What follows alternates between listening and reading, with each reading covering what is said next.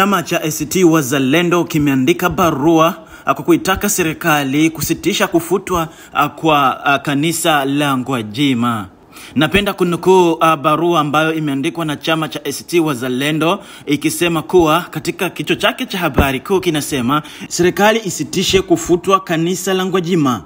Jana tarehe 2 Juni 2025, serikali kupitia kwa msajili wa jumuiya ya kijamii imetangaza kulifutia usajili kanisa la Ufufuo na Uzima linaloongozwa na Askofu Josephat Gwajima. Hatua hiyo imekuja baada ya Askofu Gwajima katika siku za karibuni kujitokeza na kukemea vitendo vya utekaji wa watu vilivyoota mizizi na kukithiri nchini, akitoa wito vitendo hivyo visivyokubalika kukomeshwa.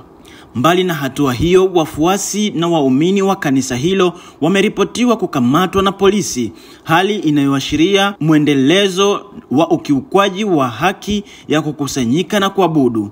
ACT Wazalendo tumesikitishwa na hatua hiyo ya serikali kulifuta kanisa la Askofu Gwajima na kuwakamata waumini wake, na tunalaani na kupinga vikali hatua hiyo inayolenga kuzima na kuyenyamazisha kila sauti inayokemea maovu yanayoendelea hapa nchini. Tunaitazama hatua ya serikali ya CCM dhidi ya Askofu Gwajima kama muendelezo wa ukandamizaji na ukiukwaji wa haki na uhuru wa maoni pamoja na uhuru wa kuabudu, haki ambazo zimetolewa na Katiba ya Jamhuri ya Muungano wa Tanzania. Tumeshuhudia viongozi wa makanisa mbalimbali wakitoa kauli na mahubiri ya kuisifia na kuipamba serikali ya viongozi wa serikali waziwazi bila kificho. Ikiwa mahubiri ya kuwapamba viongozi na serikali hayachukuliwi kuwa ni kuchanganya dini na siasa, inakuwaje mahubiri yanayowakosoa na kuwataka kuwajibika kwa wananchi ndiyo yawe uchochezi na kuchanganya dini na siasa? ACT Wazalendo tunapenda kutoa msimamo fuatao: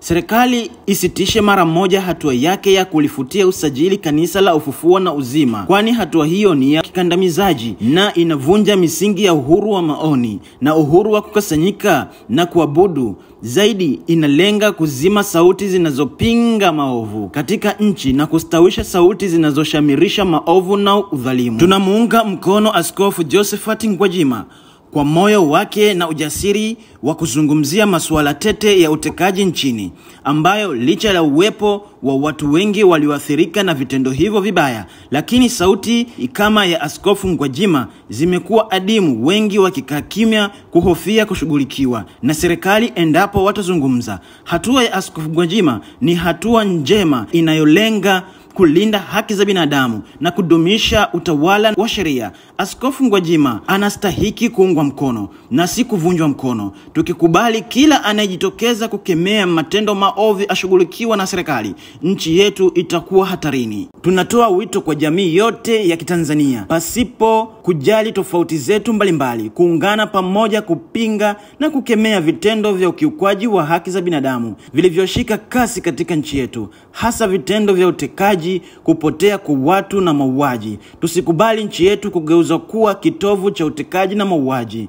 ACT Wazalendo itaendelea kutekeleza wajibu wake kama chama cha siasa kinachotumikia maslahi ya wananchi kwa kuhakikisha tunapinga vitendo hivi visivyokubalika katika jamii yoyote iliyostarabika. Aidha, tunakumbusha wananchi kuhakikisha wanaiwajibisha serikali ya CCM kwa kuiondoa madarakani kwenye uchaguzi mkuu ujao, kwani imeshindwa kuwajibika kulinda na kuthamini uhai na haki za binadamu. Imetolewa na Shangwe Ayo, naibu katibu idara ya habari, uenezi, mahusiano ya umma, ACT Wazalendo, tarehe 3 Juni 2025.